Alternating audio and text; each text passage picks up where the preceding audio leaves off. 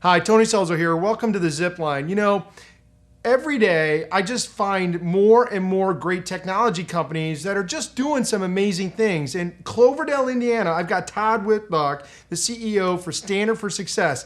And right here in Indiana, we are implementing and executing No Child Left Behind. I mean, they're really making it happen right here in the state of Indiana, really teaching educators how to evaluate and be more successful teaching our youth. Talk to me about how Standard for Success got going, Todd. What's going on in Cloverdale? Well, it was key. Our company is created by educators for educators. Mm-hmm. You know, that was key as we started down this road. Right. We had to address a problem in Indiana that said you have to become more stringent, more detailed in your evaluation of employees.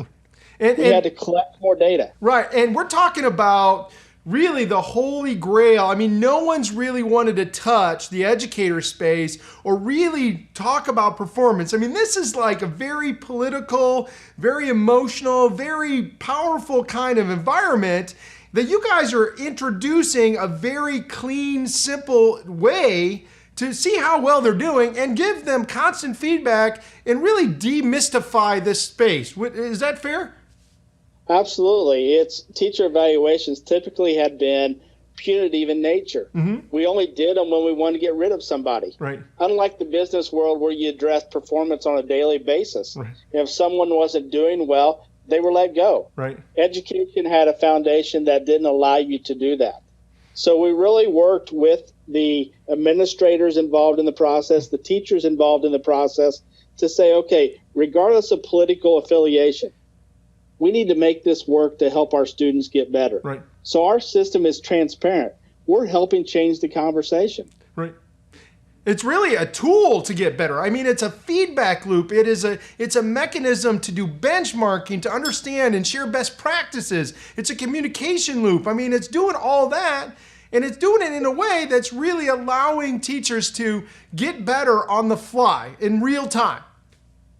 It is. We know up to the minute how us as an individual, how we're doing and how our building or our staff is doing. So we can identify those teachers that are doing things really well mm-hmm. and help those teachers that may be doing everything but 2 or 3 things well. Mm-hmm. And we can address those things that before probably slipped through the cracks. Right. So what gave you the vision for this? What created the why for this when you really thought there needed to be something in the marketplace like this? Well, it became real clear to me when the state implemented this model, you know, it passed through, the legislation passed, and the Department of Education said, okay, we're going to do this. Here's the data. Here's the documents that you have to follow. Mm-hmm. You have to make your own. And they gave us a spreadsheet and a Word document. Mm-hmm. I knew there was no way possible we were going to be able to track this data and use it in a meaningful way. Right. To have transparent communication using those type of technologies. So I couldn't find anything that could do it as well as I thought I could develop. Right. And I reached out to some potential partners, and we're all educators. We went at it from different backgrounds, from a teaching's perspective to an administrative perspective. Mm-hmm. And now we've come to a product that's in over 80 school districts across multiple states. So, and by the way, self-funded, right? You've done this on your own dime with your own sweat equity. You know, you put your own bacon in the game, so to speak. And you're doing this, selling it school to school. And I think that's what's so admirable about really how you're executing your why, how you're living out your purpose, and really affecting, you know, not only teacher growth, but student growth ultimately. And isn't that what it's all about in the end?